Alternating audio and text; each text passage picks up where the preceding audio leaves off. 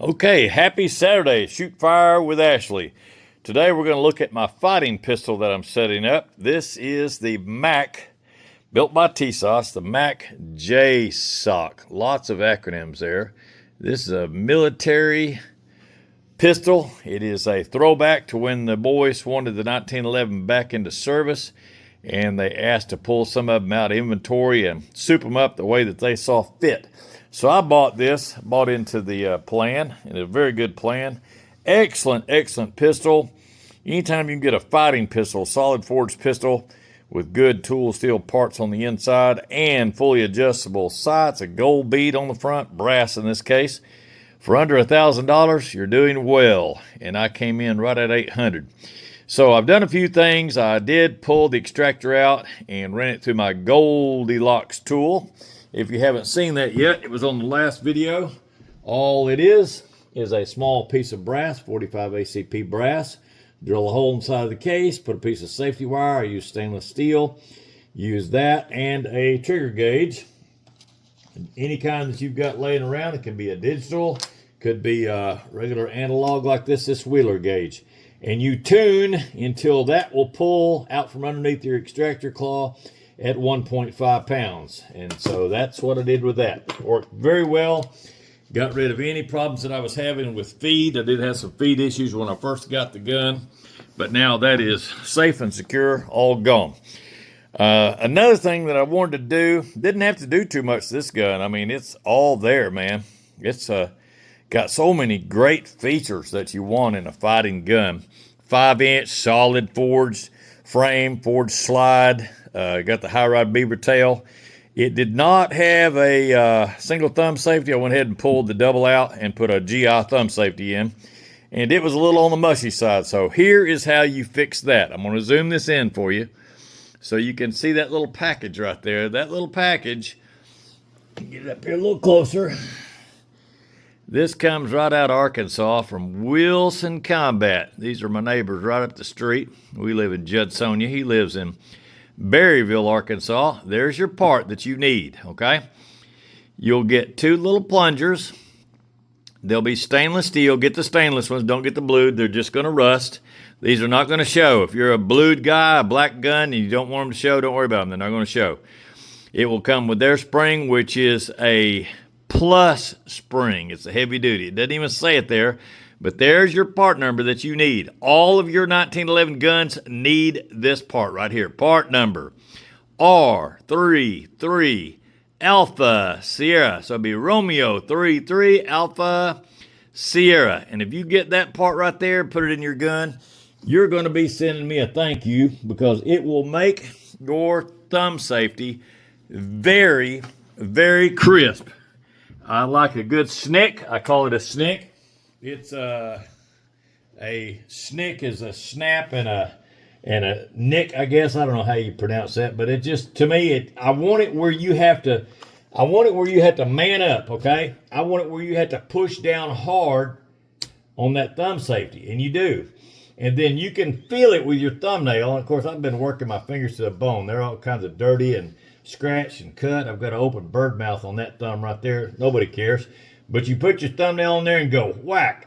See that? It won't even go up. So you push hard and then it'll go up. Say, well, I'm not strong enough for my thumb. Reach across the other hand and put it on like that. It's easier to take the thumb safety off than it is to put it on. If you have problems doing it like that, just use your other finger. Put your thumb safety on. Now when you throw that thing in your holster and you have to pull it out later, you're going to show a friend your gun somewhere in a good, safe place. You pull it out. You don't want to pull your gun out and go, hey, let me show you my 1911. You pull it out and the stinking thumb safety is off. That is terrible, man. So put it on. It will stay on. You can put that in and out of your holster, rub against your side, seat belt, go over it, and do all kinds of crazy stuff. That thumb safety will stay in place. Why? Because I put the right part in there to hold it. Heavy duty part. So here's the next thing that I did. I wanted this, when this came from the factory, it came with about a 6-pound trigger, and I did not like that. I actually want to start it off as a target gun, okay? So that's what I do with all my 1911s. I set them up as if they're going to be a target gun, all right? So That's what I do, because then I really get familiar with the gun. I learn a lot more about it. I know how it's going to act and react.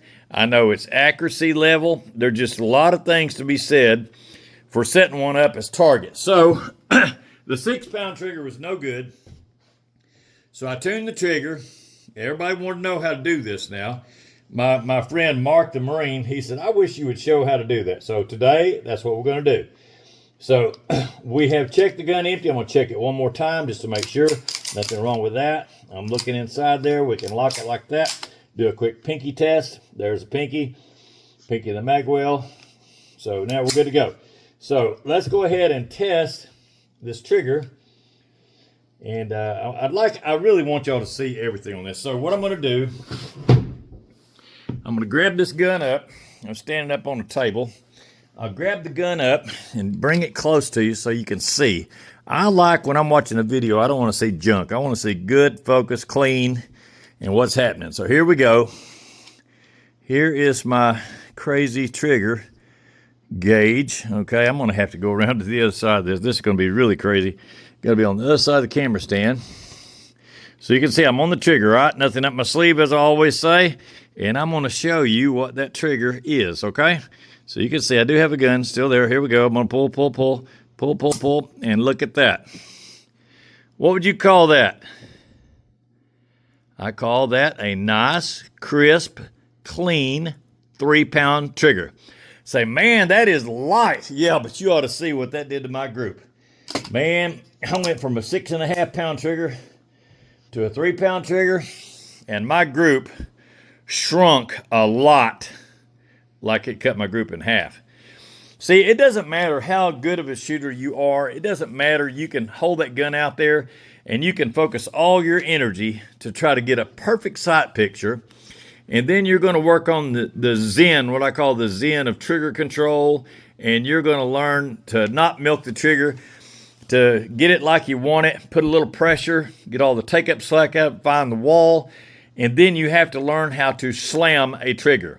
If you don't believe me, watch the master level shooters, and they get better and better and better at it, and they shoot fast, but they also shoot very accurately. They learn it. They burn it into their brain how to get that finger just so, take out the slack, get the sights aligned, and they are putting about 90% of their brain power, their brain processing power, into trigger control. They even let the target go a little bit fuzzy. They really do.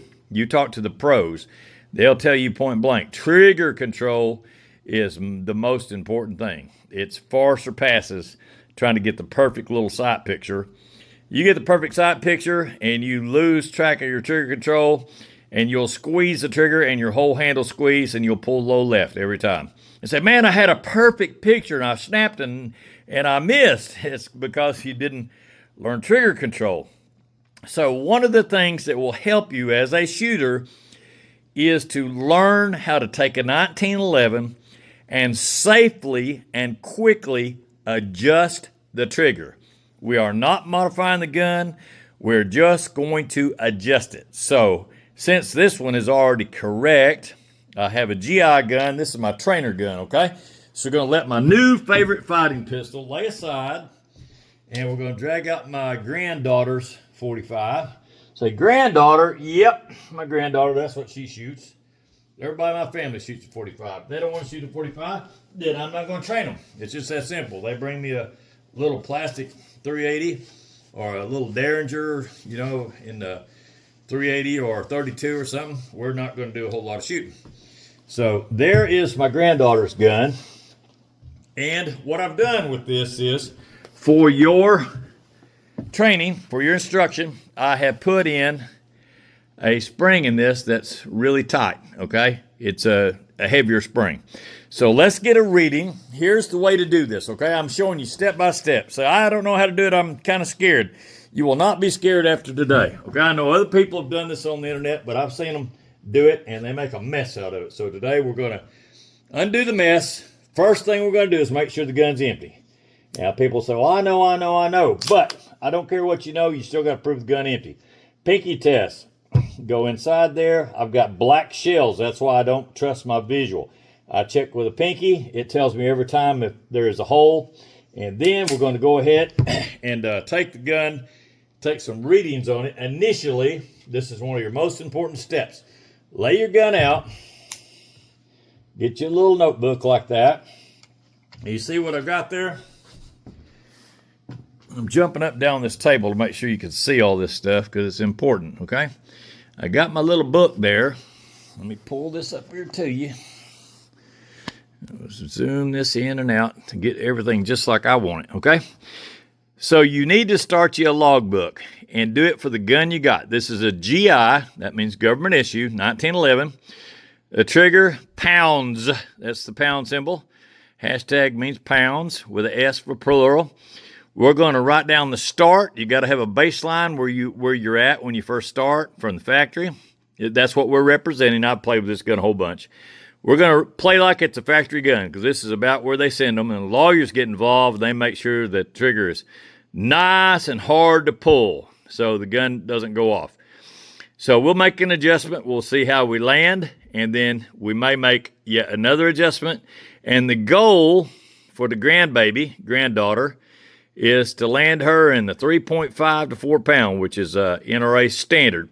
It was this 3.5 for a long time, and I think that they have upped that now to 4.0 as people get softer and less less skilled with guns. Anyway, so let's get started with this and see where we're at. Let's get started. And we'll just lay the gun out here. I have to check my zoom over and over and over again because I really want you guys to be able to get this, okay? I want you to get some good information off this. But more importantly, I want you to feel like that you can do this. You can do this. This is not you do not have to be, I make fun of people when they says, this is not rocket surgery, okay? I know the saying is rocket science or brain surgery. I blend the two together. So this is not rocket surgery. It is not. This is a old school, old-timey pistol. It was a genius that John Moses Brown that designed it, but it's not rocket surgery to make a small adjustment of your trigger spring. It's just not. So here we go. Here's my gauge. I'm going to do some jumping up down again so you can see the picture. You would laugh your guts out if you could see what I'm doing. So there's the gun. Hope everybody can see the gun. Here comes the old gauge here. Let's see where we're at on the gauge. Okay, there you can see it clearly. I like to see things clearly. I don't like to have things be at a chance. I want you to see this too. I'm going to do a take-up of this trigger. Watch this. Just a take-up. Until I see it move, that's when it hits the wall. Look how much poundage that thing's got just for take-up. Okay, 3 pounds, that's a bunch. I like about 1.5, about half that. So here we go. We're going to get us a reading. There we're on the trigger. Got the grip safety made, and we're going to pull and pull steady. And my gosh, that thing is heavy. Look at that. 6.5 pounds. You know what kind of group you're going to shoot with that gun? It's going to suck. Unless you are a precision shooter and have spent a lot of time practicing with a heavy trigger, you're going to shoot a terrible group with that gun. I guarantee you will. Say, boy, that gun's just not accurate. No, it's that your fingers are not that good. You are just not that good at doing precision work with your fingers. And a 1911, you're just not, and neither am I. Now, could you do it? Yep, you can do it, but it's just hard. It's hard to do, man. Now, some people say, well, I like me a 6.5 pound trigger. Glocks, their guns say about 5.5, and I've measured a whole bunch of them at 6.5 and 7. So, and you know what? They may be the most accurate barrel in the world. They may be fit and finished great and all that, but if you got a sucky trigger and it spills rubbery like a striker gun does, your groups are going to suck. That's just all there is to it. So now we're going to take this gun apart, and I'm going to show you some tricks of the trade that you'll appreciate, because I'm going to show you how to do this fairly quickly. I'm going to be moving in slow motion, but I'm going to show you some tricks of the trade where you can do this over and over and over again without putting the gun completely back together. okay? We're going to do a little cheating here. So step one, I'm going to go ahead and let that hammer go down like that. We're going to take the slide off the gun. You know what? Before I even do that, some of these parts, I want them to be very up close and personal and show little details, and some of them I just want a kind of a crude overall look. So right now, just a quick feel strip. So here we go. We're going to take down the gun. So there comes a little cap off. We're going to pull the slide to the rear, get that lined up, a little half moon, pull that pin, slide stop pin out. We're going to go ahead and pull this slide apart, okay? We're going to get the slide apart. I'm going to show you why here in a minute. Pull that out, throw it aside. Pull the little barrel bushing out, get it aside. Don't need it right now. Pull the barrel out. We just want a strip slide, okay? So this is going to be a tool. That's going to be so every time we take a reading, we've got something for your hammer to strike so that your hammer does not hit the frame. So this is going to be a tool for doing our adjustment. So we'll put him right there on the edge, okay? So the next step, check my zoom again. The next step, I'm going to get a little closer in. I wish y'all could see how much fun this is when you're jumping up and down. I got a little chair, a little oak chair, and I got a little oak table, and I jump up and down. One of these days, I'll get my sweet wife in here to film for me, but right now, she is helping her son because his house flooded. So they're just tearing all the guts out of the house right now. So here we go on this. Now this is very easy, okay? Go ahead and let your hammer down. Let it relax. What that does is that takes tension off this spring. Your mainspring housing is right there. The mainspring to the gun, which is also the hammer spring, is what's compressed. So go ahead and let that relax. Get you an old beat up roll of tape. Something about like that. Lay the gun there. Another beat up roll of tape, lay that about right like that. And then you need a little punch, okay? You got to knock this one pin out. Now this pin will have a divot on one side, it'll have a hole, letting you know that's where you're supposed to be. On the other end, it will be rounded. So you're going to drive it out like a nail and use a little punch. I think this one is a, let's see what him is. Him is a 1/16. It's a great punch, great punch. I bought that online from Amazon. 1/16 punch. So you put it on the pin like that. Even if the gun wiggles a little bit, doesn't make any difference. And just a calibrated hammer, orange paint, and drive that pin out, okay? That pin's going to come out and fall right there. So get him out of the picture. Put him right there. Get the old roll of tape out of the way. Now we're going to pull this mainspring housing out. There him goes. And this part is where it gets a little bit tricky. For people that don't know this, on this gun, the way John Moses Browning machined this, he machined an oblong hole in the side of the frame that houses this thumb safety. And what happens is you have got to be lined up. You put this, go ahead and cock the hammer to the rear like that. And you got to be lined up between being on safe and being off safe. You got to be halfway between those two to get in line with that oddball. It's an elongated hole.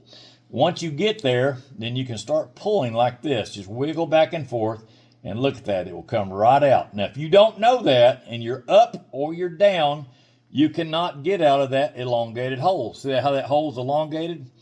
And also, I did stay in front of this. There's a plunger pin right there, and in some guns it shoots across the room, and then you'll be spending the rest of the evening cussing. Or if in my case I won't, because I'll have a whole sack of those parts ready to go from Midway USA, Wilson Combat. So now we're going to go ahead and pull this safety out of the way. We're not going to need this for tuning our trigger. We don't need that. So the grip safety gets to be on R and R, rest and relaxation over here, okay? This thumb safety, we are not going to need that. We don't need the safeties to work to test the trigger poundage. So thumb safety and grip safety are both on liberty. They're on the beach. They're out there resting, okay? So now this is where it gets real critical. Go ahead and sling this hammer forward if you can. Sometimes you got to pull the trigger to make it work. And we need to pull this little spring out right here. This is called the Sear spring. It has 3 different jobs, but we're going to call it the Sear spring. I will put you a detailed picture of this. Will pop up on your screen here in a minute. And it will tell you what the 3 pieces are, okay? First thing I'm going to do is, for your contrast, so you can see exactly what we're doing, I'm going to put you a white background, a little paper towel here, so you can see this spring. Now, this spring has got 3 legs to it. It has a leg on the left-hand side. That's going to be in charge of the Sear itself. It has one in the middle. That's going to be your disconnector. And it has one here for your grip safety that makes it go in and out. Now, what we're going to do is we're going to make adjustments. Forget the grip safety one. The one on the right-hand side, he's going to be with the other parts. Just rest and relaxation. He's on liberty. You don't mess with him. We're going to make adjustments to these 2, to the Sear spring, and that's where it breaks. And we're going to make an adjustment to this middle one right here, which I'm going to call take-up. Now, everybody will argue with me and say a 1911 is not a 2-stage trigger. And then you go into the description, and they'll tell you all about the 2 different steps or the 2 different stages that trigger is going to go through before it will fire.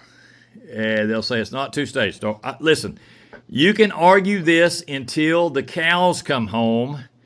And what I'm going to tell you is we're going to be making adjustments to 2 different parts of this trigger that affect how it works. The first stage of that adjustment is your take-up.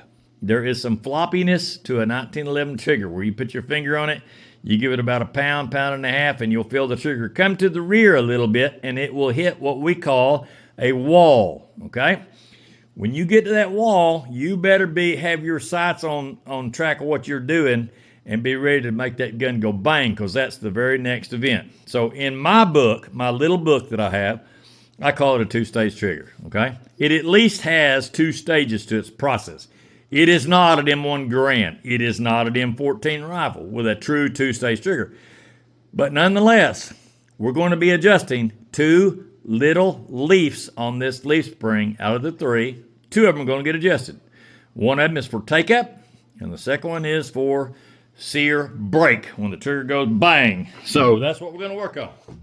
So here's the way I do it. This is a very easy way, okay? Let's see, I'm going to put this in contrast. Now this camera, I love my camera. There's nothing wrong with it. But you've got to work with it, okay? Because it's serious. So it's autofocus, and every time I move, it's going to try to focus on what I'm doing. So the one that looks like it has a screwdriver bit on it, that's the one to the left. Okay, see it? That's one of the ones we want to adjust. But what I do is I use the position of these springs right here as a reference, okay? So I also want to adjust that middle one. So which one do you think you'd do first? Well, if I pull the outer one to the rear to take more tension off of it, it's going to be kind of hard to keep track of where I'm at. So what I do, watch carefully, I'm going to grab that middle one and I'm going to pull him back. That's the one for your take-up. It's also tied into your disconnector. I'm going to pull him back until he matches that one with the screwdriver tip on it, okay? So here we go. See if I can show all this. Good, not in the morning. Leave the white down there as a background. I'm going to put this down here where you can see it. And I'm going to try to pull on this. Now, you don't want to just go crazy on it, okay? Just pull easy and try to keep your thumb there. And just go easy and pull back on the spring. You're not going to see all this, okay? Got it pulled back a little bit. Push it forward a little bit. Okay. And now you can see what I did. I took the spring and I went back and forth a little bit, but I made that spring basically match the other one. See it? So the middle one now, the one that is for your take-up, the one was reading 3.5 pounds of take-up, is now been moved a little bit, okay? Because of the way springs work, this is another important thing to know. On a spring, after you do a bend, go ahead and give it a wiggle like that. Because springs have memory and they like to go back to their home position where they were. So always give them a little wiggle, and I've already done that. Make sure it did what I want it to do. See that?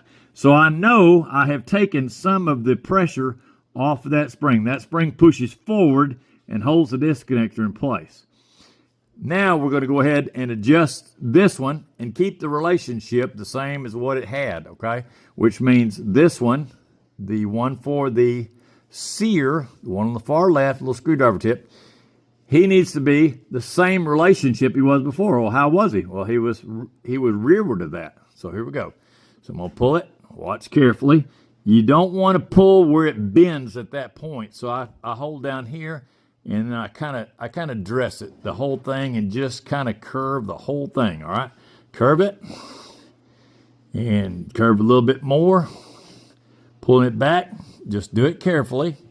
Now listen, when you do this, if you're a nervous Nelly and you say, I'm going to kill that thing, buy a sack of these springs for cylinder and slide, okay? They're $9.95. Buy you a sack of them. Don't worry about mistakes. Mistakes are going to be your foundation of how you learn things. That's the only way you learn 1911. You're going to make some mistakes. Or watch a very informative video and learn. So how much are we going to adjust this outer one here, the one on the far right-hand side that does the grip safety? Not at all, okay? So here we go. Now we're ready to put this back in the gun. Put my zoom back in where you can see this.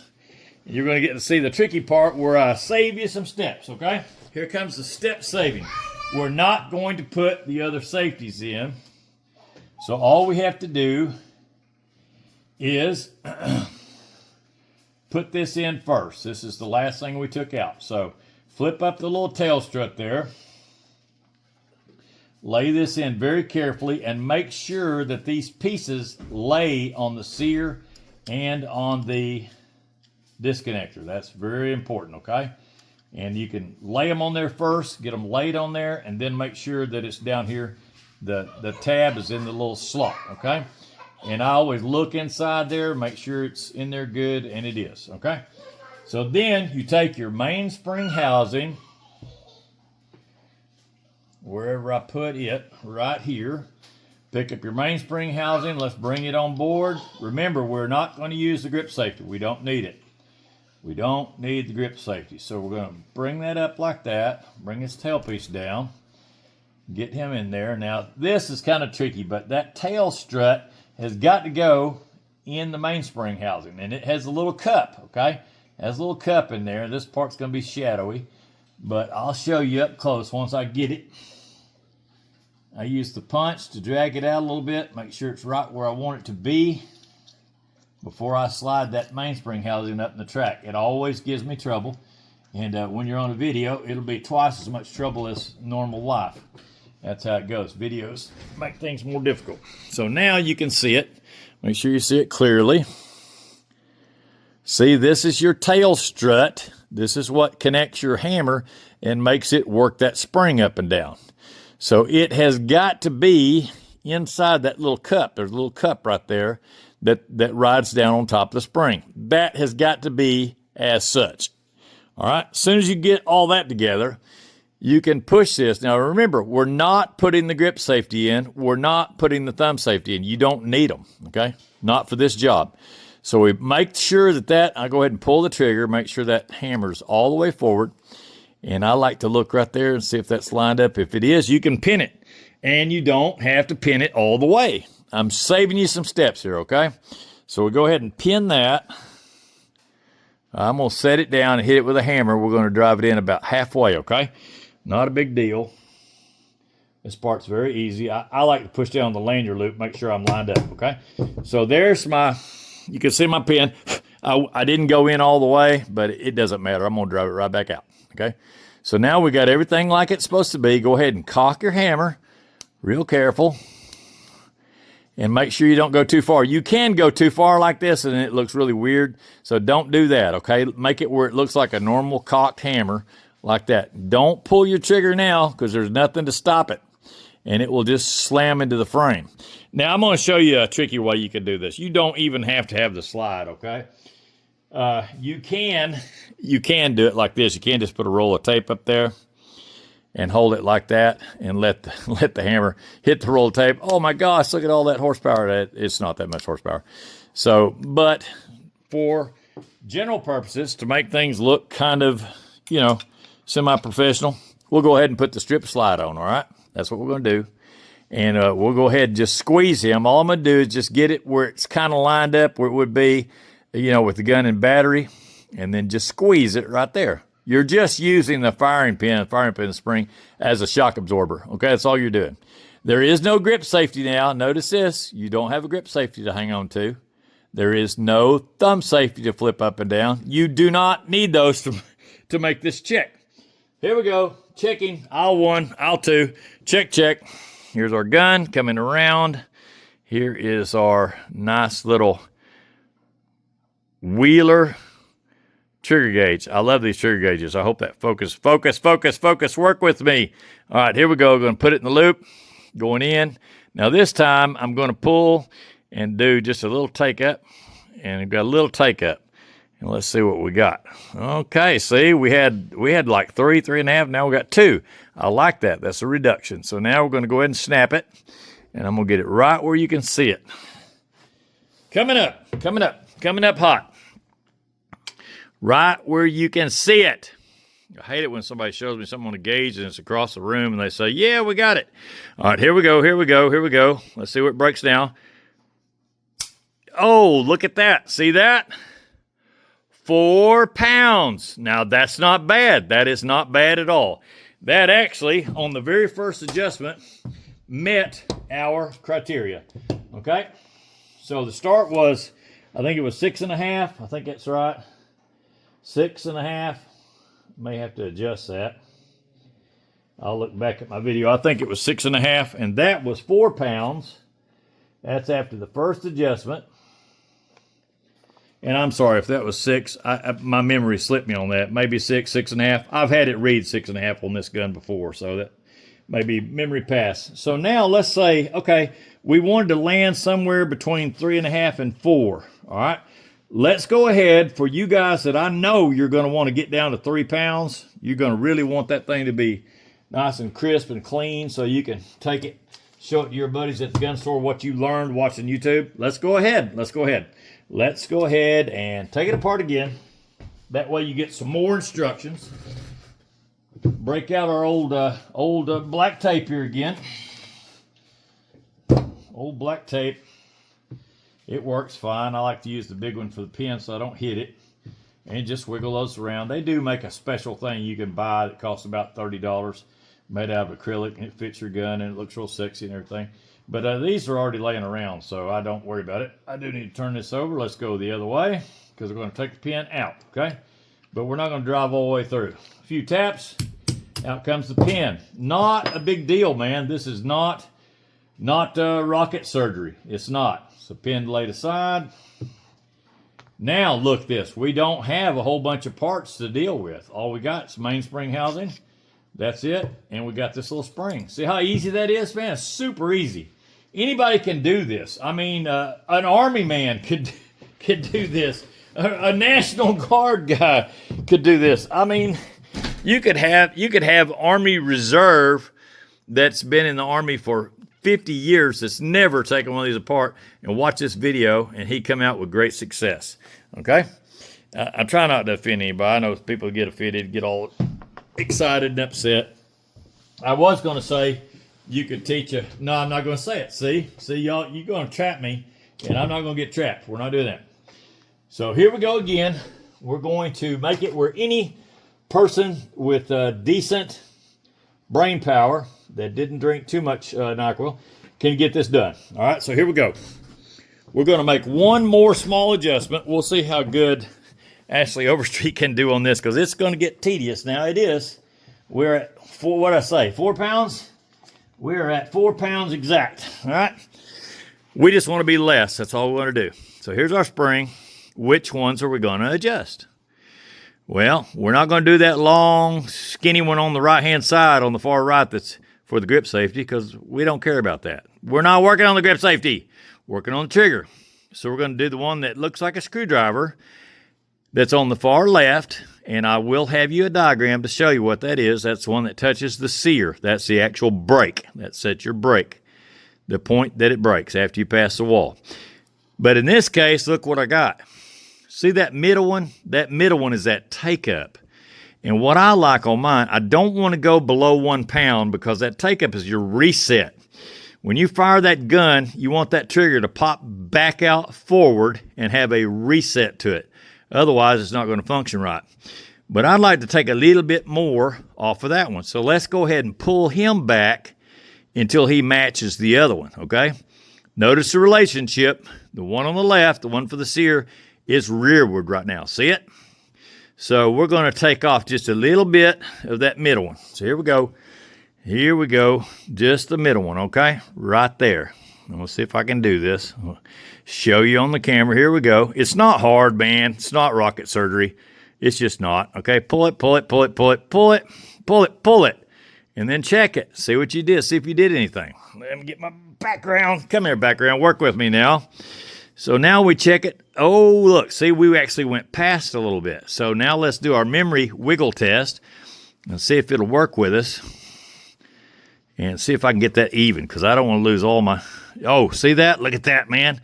I got it so perfect that you can't even see it. It can hide behind it like a skinny guy hiding behind a telephone pole. See it? Except for the curve, his belly sticking out there. So now we want to go ahead and pull just a little bit off of the sear one, which is the one on the far left, the screwdriver tip. And by the way, they did use that. The old GI guys, they'd use that to take out that little bitty screw that's on your magazine catch so they get the magazine catch out. Don't do that unless you know what you're doing, because you'll bend that. So here we go again. This one on the far left, you see it? You see it right there. The one on the far left, that's for your sear. That's the final break. What I call stage 2. We're going to pull him back just a skosh. I want him to be aft of the middle one, okay? Just a little bit. Here we go. Just a little. Don't get carried away. We're not trying to take it to a different state, okay? See, a little bit. Let's do just a little bit more, just a little bit more. Not crazy, okay? If 2 aspirin works good, don't feel like you need to take 4. Now, see that? Look at that. That's like a surgeon. Now I do my wiggle stress test. Make sure that his memory, you know, when his memory goes crazy and he tries to go back home where he used to live. Let's see what he did. Yep, see, he is still aft of it. See it? Still aft of the middle spring, just a little bit. So these references, these angles, are so easy to read once you know what to look for. See that? Now, how much did we move this one? You better not ask me that one more time. That's for the grip safety. We're not fooling with that one. All right, here we go. Gonna put the gun back together. I bet you, let's see, our last reading was 4 pounds. I bet you it's gonna be less than 4. What you gonna bet? I'll bet you $1 to a donut. These things are just, they're simple machines, man. They're not that complex. They are not that complex. You can even use that little blade right there to pull that strut. Pull the strut, get him out of the way. Look at that. Nice little tool, all right? Again, when you put that in there, make absolutely sure that those lay on the parts that they are controlling, okay? And I'm not going to go into great detail. Just make sure that they're laying on those. Mainspring housing comes on board. We don't have anything other than just the tail. We got to get the tail in there, but that's it, okay? So the tail is going to come around. I'm going to use my pick, drag him out because he's going to act dumb. They always do. If you get one of these magnetized, it'll drive you crazy. You're going to be in the shadow for a second, okay? So I got him in the cup where him belongs. Make sure it's in the cup. Bring that up. Mainspring housing, bring it up. Make sure your hammer is forward like that so there's no stress on it. And just push it up. Make sure it's good to go. And it is. Here comes the pin. Look at that. No rocket surgery involved. Don't have any control surfaces to align. Don't have any servo valves to check or any voltages to check. Just push down on that. Give it a little tap, tap. And it's in. See that? So easy. Now let's do a test. So what do you got to have for a test? You need a slide so you don't let that hammer slam, okay? We don't want to slam the hammer. So we put our slide on, bring it to where it's, flush with the back of the gun, and then clamp it with turn your hands, your left hand, turn your hydraulics on. Shoom! All right, now it's clamped. Double check it. Make sure it's lined up good. All right, here we go again. Climbing up on the table. This time I want you to see what I call take-up. It's a two-stage trigger in my brain, okay? Because it has two different steps to it.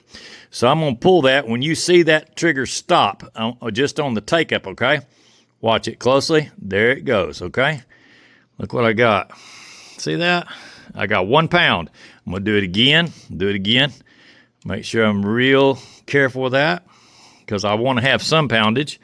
Okay, see that? Just a touch over a pound. I made it a little bit more true that time. So 1.25 pounds is my reset. Let's see what the total trigger weight is. You ready?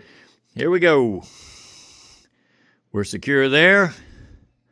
We are focused like a man on a mission that wants to see what the heck he's doing. And look at that. Would you believe that? Remember, our last reading was 4 pounds. Now we are 3.5 pounds. Let's do it again. Now, you can do this a bunch of times. You do want to do it several times to make sure your work is good. And remember up here, you want to make sure that you hold this, okay? Hold this, turn your hydraulics on your hand, give the best grip you got, or have some kids do it. If your grip is weak, have a bunch of teenagers come in and show you how stout they are, or just weld it. Take a wire welder, it gives you one little dot right there. Hold it good and steady. All right, now go ahead. Let's pull it again. Make sure you can read the numbers, all right? Here we go. Look at that. 3 pounds, man. I know it's just shy, but I'm going to call it 3, okay? So that is pretty good for a nice little target trigger for the more advanced shooters. Don't do that with grandbabies. But for Mark the Marine, somebody that knows what the heck they were doing with a pistol, or Marine 1, or maybe Steve, or I can't remember all the names. A lot of people have been contacting me. That would be a very nice 3-pound trigger. So let's log that in our logbook. We don't want to lose our brain or lose track of what we're doing. Now I got to find my ink pen. That's always a chore. There he is right there. All right, let's write this down. So now we are at 3 pounds. Say, I thought you wanted it to land here. Well, I did, but I just enjoy it. Okay. For right now, I'm going to shoot it like that a little bit. And before I turn it back to my granddaughter, she's got about 6 months before she gets it, I will make sure that it's in this range right here, okay? But I want to shoot it. Grandpa wants to have some fun with it because I can handle a 3-pound trigger. We're using this as a target gun right now on the farm, and there's no need for me to worry about that. It's not going into harm's way. It's not going to be on my hip, used as a EDC gun. I'm not doing that because I've got a fighting pistol. Which one is your fighting pistol? This one right here, man. It's JSOC right there. That's my fighting pistol. See that?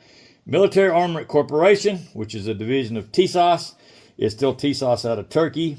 And I know that the SDS company has gone out of business with them. They have moved to Georgia, best I can tell. And that is a fighting pistol right there. One guy said, no, you should never have adjustable sights on it. Listen, sir. You're going to have to talk to the Special Forces boys on this, the JSOC, the MUSOC guys, the Delta operators, the Navy SEAL guys. You're going to have to talk to them about not having adjustable sights because there is a time in a man's life that he needs to make a stinking precise shot, a head shot at 25 or 35 or 40 yards. And he does not need a little Novak 3-dot system. He needs something like that right there, okay?